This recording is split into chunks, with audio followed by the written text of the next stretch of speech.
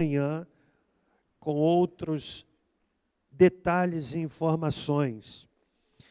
Segundo Crônicas, capítulo de número 20. Palavra de Deus diz assim, versículo 1. Depois disto, os filhos de Moabe, os filhos de Amon e com eles alguns dos meunitas vieram à peleja contra Jeosafá. Então vieram alguns e disseram a Jeosafá: vem contra ti uma grande multidão da além do mar e da Síria. Já estão em Hazazon Tamar, que é em Gede. Temeu Jeosafá e pôs-se a buscar o Senhor e apregoou jejum em todo Judá. Judá se ajuntou para pedir socorro ao Senhor. Também de todas as cidades de Judá o povo veio para buscar ao Senhor. Pôs-se Jeosafá em pé na congregação de Judá e de Jerusalém, na casa do Senhor, diante do átrio novo, e disse: ó Senhor, Deus de nossos pais, não és tu Deus nos céus? Tu dominas sobre todos os reinos dos povos, e na tua mão há força e poder, e não há quem te possa resistir. Ó nosso Deus, não lançaste fora os moradores desta terra de diante do teu povo Israel, e não adeste à semente de Abraão, teu amigo para sempre. Habitaram nela, e nela edificaram um santuário ao teu nome, dizendo: se algum mal nos sobrevier, espada, juízo, peste ou fome, nós nos apresentaremos na tua presença, diante desta casa que leva o teu nome, e clamaremos a ti na nossa angústia, e tu nos ouvirás e livrarás. Mas agora, aqui estão os homens de Amon, de Moabe e do monte Seir, por cujo território não permitiste que os filhos de Israel passassem quando vinham da terra do Egito, de modo que dele se desviaram e não destruíram. Vê como nos dão pago, vindo para lançar-nos fora da tua herança que nos fizeste herdar. Ó nosso Deus, não julgarás, pois em nós não há força perante esta grande multidão que vem contra nós. Não sabemos o que fazer, mas os nossos olhos estão postos em ti. Todo Judá estava em pé perante o Senhor, como também as suas crianças, as suas mulheres e os seus filhos. Então veio o Espírito do Senhor no meio da congregação sobre Jaziel, filho de Zacarias, filho de Benaia, filho de Jeiel, filho de Matanias, levita, dos filhos de Asaf. Disse ele: dai ouvidos, todo Judá, e vós, moradores de Jerusalém, e tu, ó rei Jeosafá, assim vos diz o Senhor: não temais, nem vos assusteis por causa desta grande multidão, pois a peleja não é vossa, mas de Deus. Senhor nosso Deus, fala-nos através da tua palavra. Pedimos ao Senhor que ela venha ao encontro das nossas necessidades. Usa o teu servo que a pregará nesta manhã. Queremos te agradecer por esta manhã de culto, pelos irmãos dedicados no ministério de som, de louvor, de introdução. Agradecemos ao Senhor pelo grupo do Ministério Efatá, que está tendo o seu culto ali no terraço, Quantos surdos estão ali, Pai, nós te louvamos. Pedimos por aqueles que estão nos ouvindo através da transmissão. Agradecemos pela vida do jovem Carlos, pela conquista no esporte. Glorificamos o teu nome por sua vida. Em nome de Jesus. Amém. O tema dessa manhã é o seguinte: o que fazer quando nós não sabemos o que fazer? Eu não sei você, mas eu já vivi algumas situações em que eu não sabia o que fazer. E muitas vezes nós vivemos situações assim. Talvez até nessa manhã eu esteja falando para alguém que já tem a sua atenção despertada pelo tema.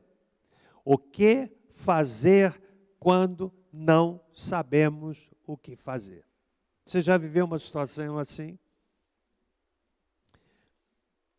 Na vida profissional, você foi abençoado aí com 2 ou 3 propostas de emprego. O que fazer? Uma decisão que você precisa tomar nesta semana. E você fica pensando, o que é que eu faço? Uma situação difícil, diante de um problema grave. Como se o seu chão fosse retirado. E você pergunta, o que fazer? Você já viveu uma situação assim? Nessa manhã, à luz desse texto, eu quero lhe apresentar algumas orientações bíblicas que nos ajudam em situações nas quais nós não sabemos o que fazer. Se você perguntar, pastor, você já viveu situações assim? Eu vou responder para você muitas. Porque há pessoas que pensam que o pastor tem uma linha direta assim com Deus, né? Telefone vermelho. Né? O pastor sabe tudo, sabe nada. Você acha que eu não fico também perplexo muitas vezes? Inseguro muitas vezes? Porque há situações tão complexas e complicadas, e eu busco na minha experiência pessoal, tento lembrar de algum princípio bíblico que me ajude a tomar a decisão, mas algumas são tão complicadas, mas tão complicadas. Eu aprendo que nessas situações, melhor a fazer, quando a gente não sabe o que fazer, é agir com cautela. A precipitação coloca a pessoa diante da possibilidade de perigo. Há um versículo bíblico que eu tenho me inspirado muito nele, que está no livro de Eclesiastes. E eu quero pedir aos irmãos que, se a tradução for diferente da minha, que não a coloquem. Eclesiastes, capítulo de número 10. Quando Salomão, ele diz o seguinte, capítulo 10, verso 4. Se estiver diferente da minha, não coloque, por favor. Olha o que é que diz o verso 4 de Eclesiastes 10. Levantando-se contra ti o espírito do governador, não deixes o teu lugar. Acalma, é diferente, pode tirar então. Acalma, desfaz grandes erros. Se tiver essa tradução, coloque. Não tem. Acalma, desfaz grandes... Quem é que tem essa tradução? Ninguém tem. Acalma, desfaz grandes erros. A precipitação aumenta o erro. Há pessoas que são precipitadas, afobadas, emocionais. Decidem no impulso, quando na verdade deveriam se acalmar. Então, nessa manhã, eu quero trazer uma palavra para lhe ajudar. Estou seguro de que essa palavra encontrará corações que precisavam dela. O que fazer quando a gente não sabe o que fazer? Difícil, né? Quando Judas se matou, lá no livro de Atos, no capítulo 1, a igreja primitiva usou um recurso do Urim e do Tumim para escolher quem seria o novo apóstolo. Há pessoas que se valem de recursos, muitas vezes duvidosos. Se for da tua vontade, que passe um Fusca amarelo. Ou então, se for da tua vontade, que esteja chovendo.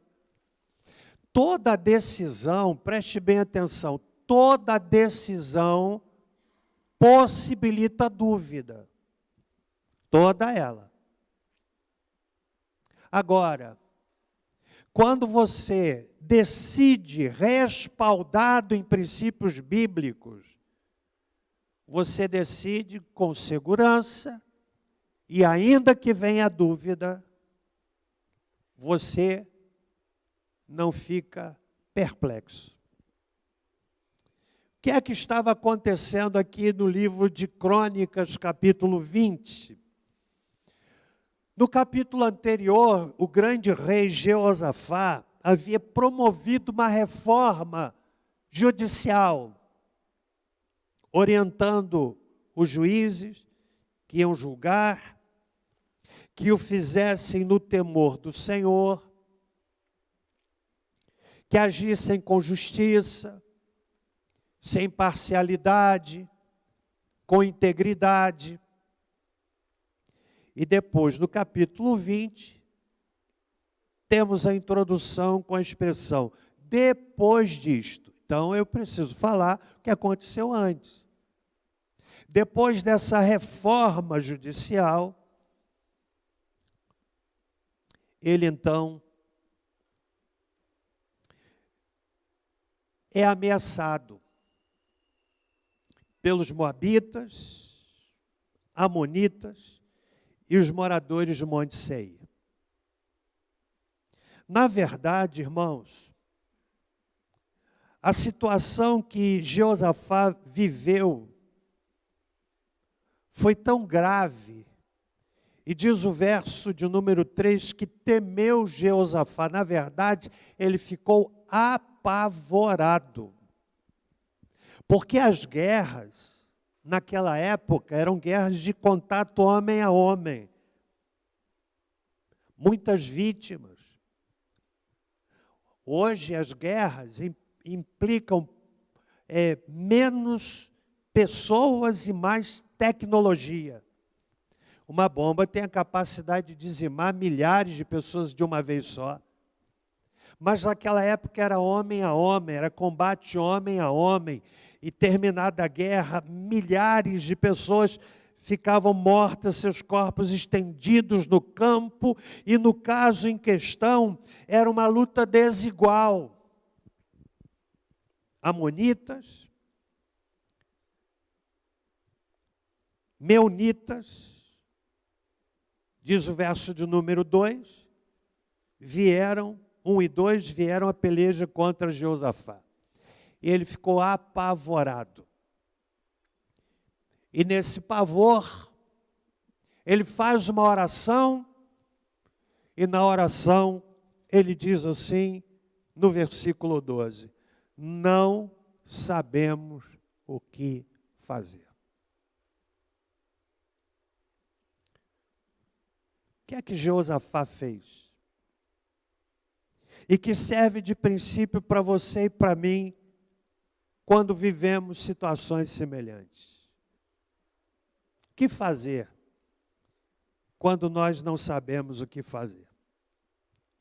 O medo normalmente desperta o sentimento religioso. Há pessoas que são atraídas para o sentimento religioso diante de uma situação de ameaça. Céticas até que o problema aconteça. E quando acontece, elas são sensibilizadas na sua área religiosa. Vêm à igreja, vão a outros lugares, fazem procissão, fazem promessas, porque o medo desperta o sentimento religioso. O que fazer então quando nós não sabemos o que fazer? 3 coisas que eu quero sacar do texto. Em primeiro lugar, quando nós não sabemos o que fazer, devemos pedir socorro ao Senhor. Foi isso que Jeosafá fez. Na verdade, a ameaça de guerra o levou a convocar a nação inteira para orar e buscar a presença do Senhor. Verso 4. Judá se ajuntou para pedir socorro ao Senhor. Também de todas as cidades de Judá o povo veio para buscar o Senhor.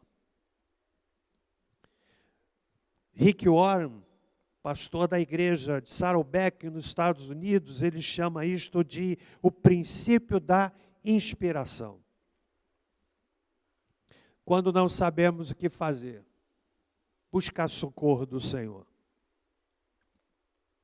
Jeosafá decidiu buscar a Deus, proclamou um jejum nacional, o povo de Judá correu para Jerusalém, a nação se curvou diante de Deus, confessou os seus pecados, falou com Deus, buscou ao Deus que ouve as orações, o Deus Todo-Poderoso, o Deus misericordioso. Primeira coisa a fazer, quando não sabemos o que fazer, buscar o socorro de Deus. Isso parece tão óbvio, mas não é óbvio para muitas pessoas. Há pessoas, como disse no início, são precipitadas, já saem querendo resolver, e depois param para orar, depois de já terem decidido. Saem de imediato, vou fazer isso, vou fazer aquilo, não seguem o princípio que lhes citei de Eclesiastes capítulo 10, verso 4, a calma desfaz grandes erros. Quando você não souber o que fazer, aquiete seu coração e busque o socorro de Deus. Como é que a gente busca o socorro de Deus? Como é, irmão? Como é que a gente busca? Me diga. Como? Orando. Orando. Pelas madrugadas, durante o dia, rosto no pó muitas vezes, chorando aos pés do Senhor. Não significa dizer que depois de ter pedido socorro de Deus, você já se levanta com a resposta. Às vezes a resposta vem de forma imediata, mas nem sempre. Mas uma coisa acontece, quando se busca o socorro de Deus, o coração é inundado de quietude, de paz, de serenidade. Como aquela canção que a gente canta do Kleber Lucas, quando a gente chora aos pés da cruz. Dá para cantar depois, clamando pelo nome de Jesus. Ok? Clamar ao Senhor, pedir socorro de Deus. Senhor, tem misericórdia de mim. Senhor, me ajuda. Essa é a primeira coisa que a gente deve fazer. Quem aqui está vivendo uma situação que não sabe o que fazer? Levanta a mão, bem alto. Várias pessoas. Você tem que sair daqui hoje com o desafio de pedir socorro de Deus. Porque se você souber o que fazer, é fácil. Não é verdade? Mas o problema é quando a gente não sabe. Aí vem o medo, vem a angústia, sobretudo quando é alguma coisa que tem data marcada para acontecer. E o tempo e a data vai se aproximando, e na medida em que vai se aproximando, aumenta a aflição, aumenta a angústia. E deve aumentar também a busca de socorro do Senhor. Então essa é a primeira coisa. Amém, irmãos? Segundo lugar, o que fazer quando nós não sabemos o que fazer? Devemos buscar orientação. Aqui no versículo de número 14, a orientação veio de forma profética, porque diz aí que o Espírito do Senhor veio sobre Jaziel, e esse homem deu uma orientação, dizendo: dai ouvidos, todo Judá, vós moradores de Jerusalém, e tu, ó rei Jeosafá, assim diz o Senhor: não temais, nem vos assusteis por causa desta grande multidão, pois a peleja não é vossa, mas de Deus. Jeosafá foi buscar conselho de um profeta, e Deus usou Jaziel para dar essa orientação. Mas há outras formas de você buscar conselho, buscar orientação. Busque orientação com pessoas experientes. Busque orientação com os seus pais, sobretudo se forem tementes a Deus. Busque orientação com os seus pastores. Busque se informar. Meus irmãos, eu leio em Provérbios capítulo 12, no verso 5, que diz assim: os planos dos justos são honestos, mas as sugestões dos ímpios são sempre enganosas. Há pessoas que vão buscar orientação com pessoas erradas. Conselhos com pessoas erradas. Por exemplo, você que está vivendo conflito no seu casamento, está no limite de uma separação, vai ouvir pessoa que tem tido um casamento disfuncional, você vai ouvir um conselho errado. Aprenda a buscar conselho, orientação com pessoas que de fato têm condições de lhe ajudar. Está entendendo? O texto diz, de Provérbios, que as sugestões dos ímpios são sempre enganosas. Busque orientação. Busque se informar. Vou abrir um negócio. Aí reúne todos os seus recursos e se aventura no negócio que não conhece. Não buscou informações suficientes para decidir investir o seu recurso de forma segura. Aí não dá certo. E é fácil dizer, foi o diabo.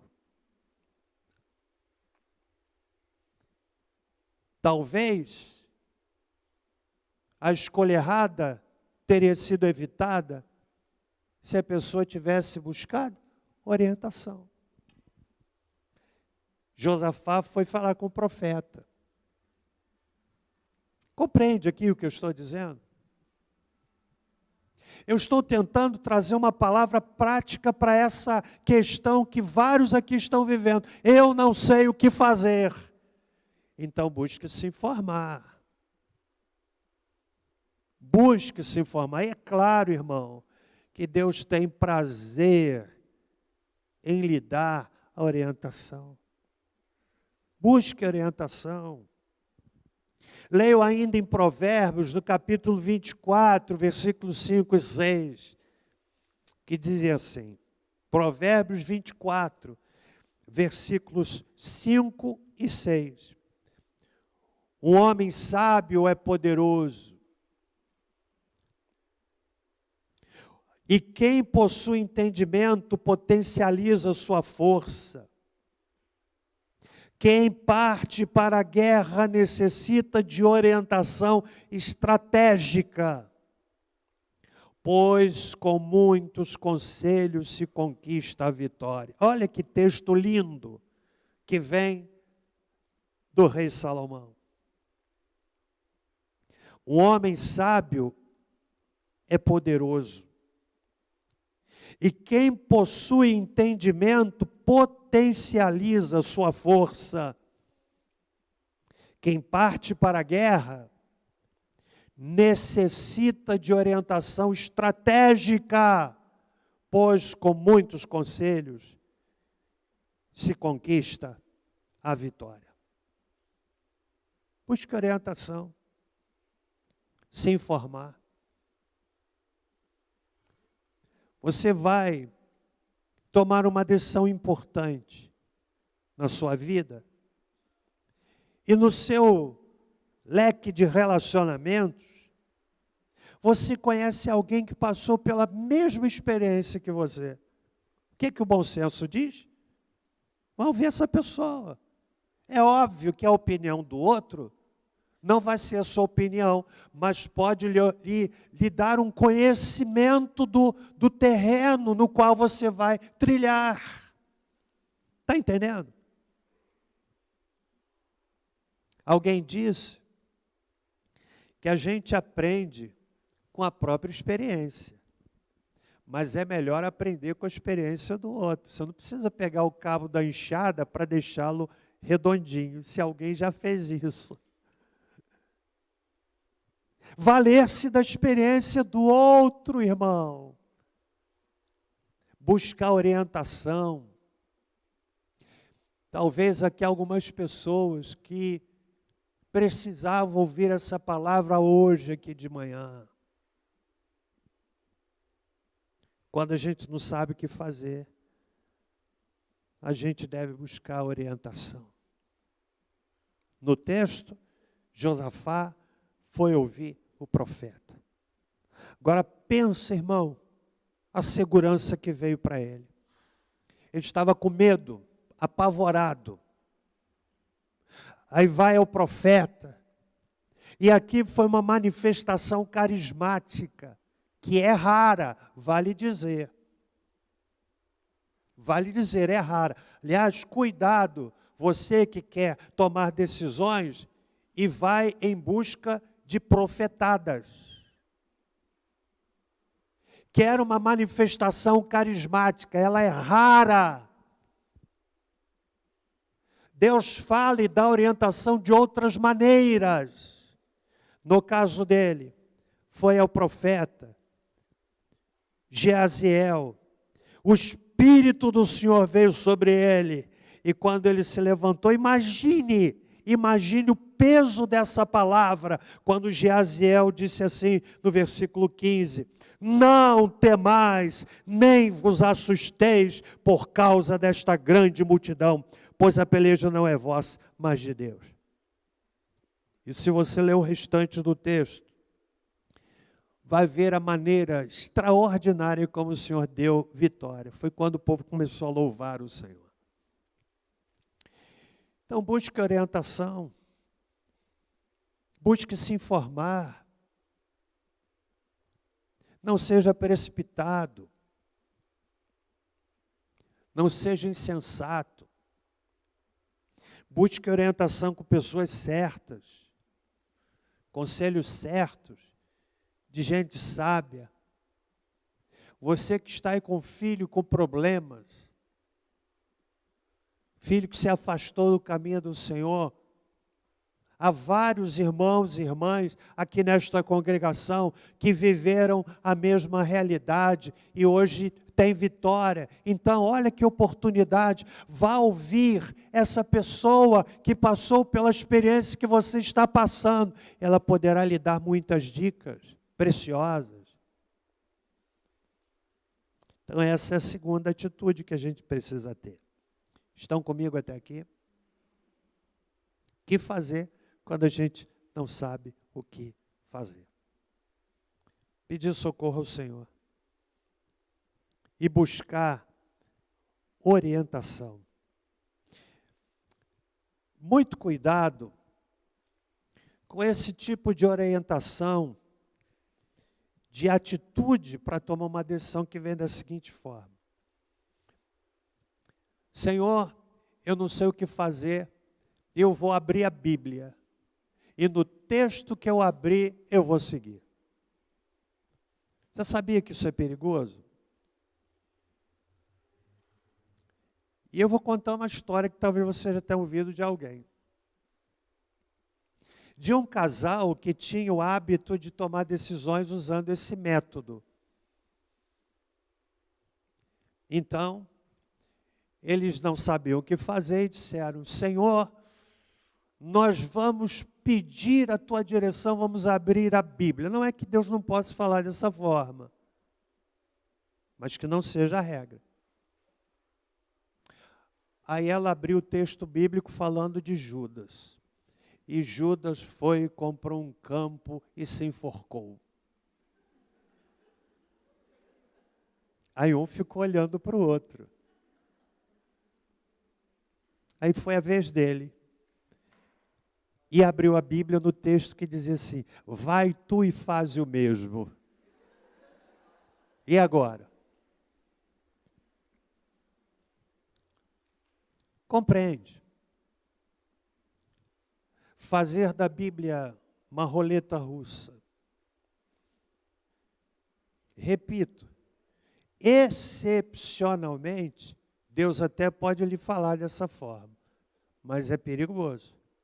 Porque se você abrir lá num texto que lhe dá uma orientação, aí você, não, essa não é bem isso. Aí vai abrir outra e você já barateou a palavra. Entende? Quantos estão me compreendendo aqui? Está abençoando você? Terceiro e último lugar. O que fazer quando a gente não sabe o que fazer? Devemos aprender a confiar em Deus. Para confiar, a gente não precisa entender. Porque quando a gente entende, não é confiança, é bom senso. É lógica. Confiar é quando a gente não compreende, e às vezes até o cenário é estranho. Mas a gente aprende a confiar. No versículo 15, foi esta palavra que Deus deu a Jeosafá. Palavra de confiança, dizendo: não temais. Na verdade, não fiquem apavorados, nem vos assusteis, por causa desta grande multidão, pois a peleja não é vossa, mas de Deus. E eu quero compartilhar com vocês algumas experiências que nós vivemos aqui quando a gente comprou e construiu esse prédio. Uma delas, eu me lembro, sábado à tarde, eu costumava vir para cá orar.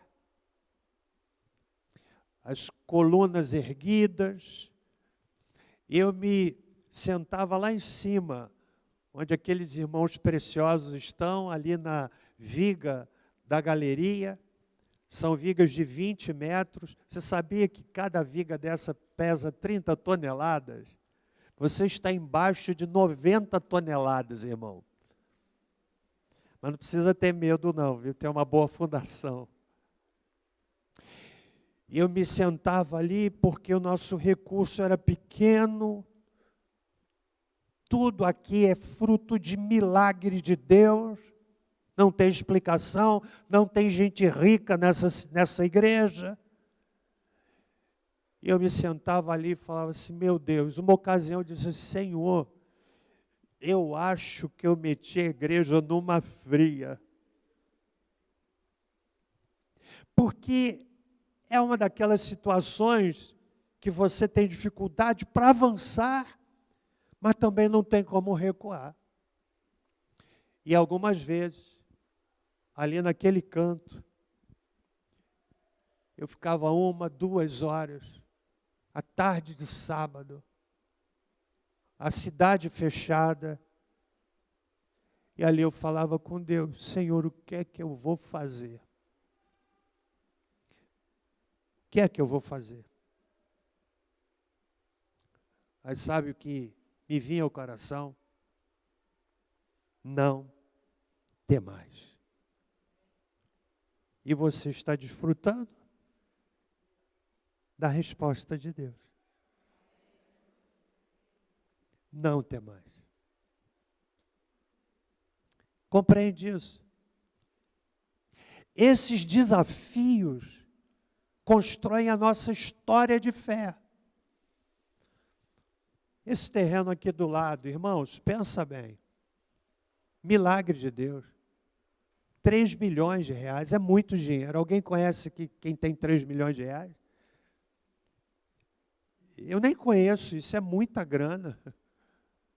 Numa cidade pobre, como Barra do Piraí, mas o Senhor nos deu a certeza e entramos no projeto. Lembram disso? A Assembleia Pacífica que votou a compra desse terreno. Quem é que estava aqui? Você lembra? Que Assembleia Pacífica. E entramos no projeto. Irmãos, está pago. Pensa bem. Pensa bem. Bazar da nossa gerente Gláucia. Um bazar. Bazar pagou várias parcelas do terreno. Bazar é coisa usada. Às vezes até algumas coisas novas. Eletrodoméstico, blusa, paletó, terno, gravata. Mas quando Deus põe a mão, acontece o milagre. Essas experiências, elas vão construindo confiança. Compreende? Então nós precisamos aprender a confiar. Deus usa de muitos meios para mostrar a sua direção. Usa a palavra, usa pessoas, usa circunstâncias. Eu não tenho dúvida nenhuma que nessa manhã, a palavra que o pastor está pregando aqui, pode ser que não alcance todos, mas está sendo assim, a luz que eu precisava. Você que está me ouvindo em casa agora, eu estou absolutamente seguro de que nessa manhã a palavra está vindo para dar um start, um clique na mente e no coração de muitos. Quantas vezes Deus já falou comigo, ouvindo pregadores? Quantas vezes Deus falou comigo lendo um texto bíblico? E eu leio o texto lá no meu gabinete e começo a chorar. Assim, meu Deus, chegou, é a palavra do Senhor para mim. Você sabe como eu preparo meus sermões? Deixa eu contar aqui para os irmãos. Você sabe quando eu vou começar a me preparar para o sermão que eu vou pregar no domingo que vem? Sabe quando começa?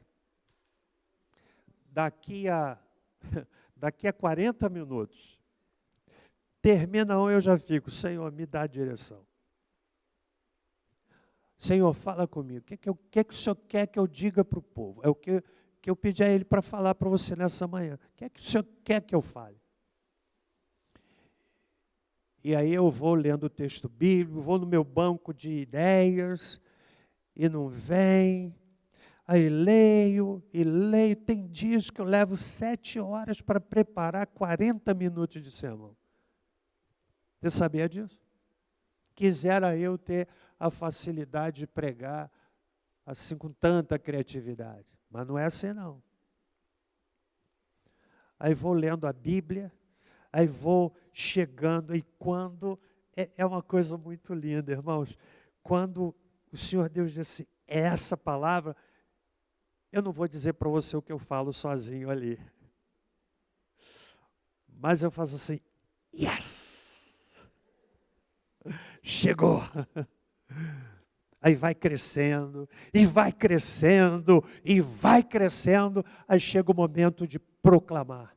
E quando a gente proclama, o Espírito de Deus vai testificando ao seu coração. Como está acontecendo no coração de muitos nessa manhã. E há uma coisa importante, irmãos, quando a gente compreende a confiança em Deus. Guarde essa frase. Quanto mais perto da vontade de Deus, mais paz sentimos no coração. Se você estiver tomando uma decisão e não estiver em paz, cuidado. Vá com cautela. Quanto mais nos aproximamos da vontade de Deus, mais o nosso coração vai sentindo paz. Quem é que já viveu isso? Há batalhas que nós conseguimos lutar, mas há outras que só Deus pode lutar por nós. Como você vai lutar uma batalha por um filho? Você ora, e parece que muitas vezes o menino ou a menina estão se desviando cada vez mais do caminho do Senhor, da semente que receberam. Como é que você vai lutar uma luta dessas? A sua luta tem que ser no silêncio do seu quarto de guerra, no seu tempo de oração.